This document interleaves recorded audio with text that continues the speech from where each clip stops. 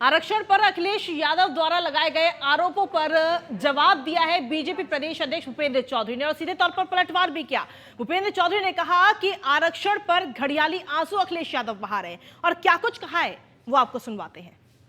निकाय चुनाव पे हुए आरक्षण को लेकर जहां कोर्ट ने अपनी तलखी दी है, वहीं पे जो राजनीतिक पार्टी हैं वो भी अपने अपने दांव खेलने लगी हैं।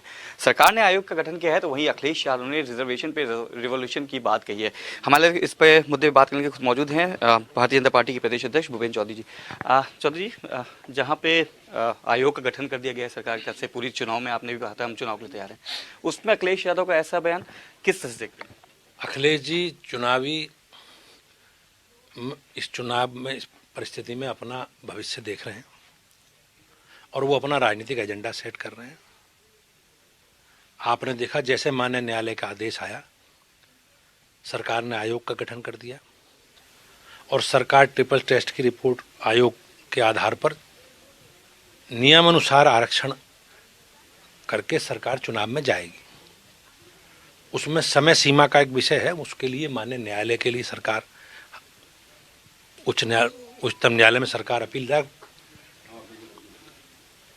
किसी को भी इसमें भ्रम में रहने की जरूरत नहीं है।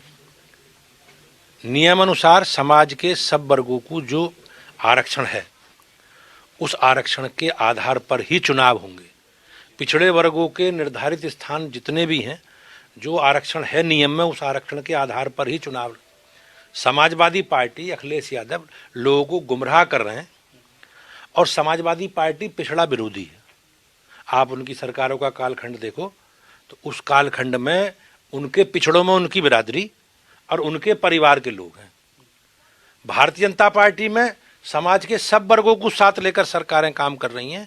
आज भाजपा का स्वरूप सर्वव्यापी और सर्वस्पर्शी है। सबका साथ सबका विकास की बात करती है सरकार, आपकी जो योजनाएं आती हैं वो गरीब कल्याण को लेके आती है, तो कहीं ना कहीं दलित विरोधी और ओबीसी विरोधी का एक माहौल बनाने की कोशिश की जा रही है क्या समाजवादी पार्टी और अन्य राजनीतिक पार्टी?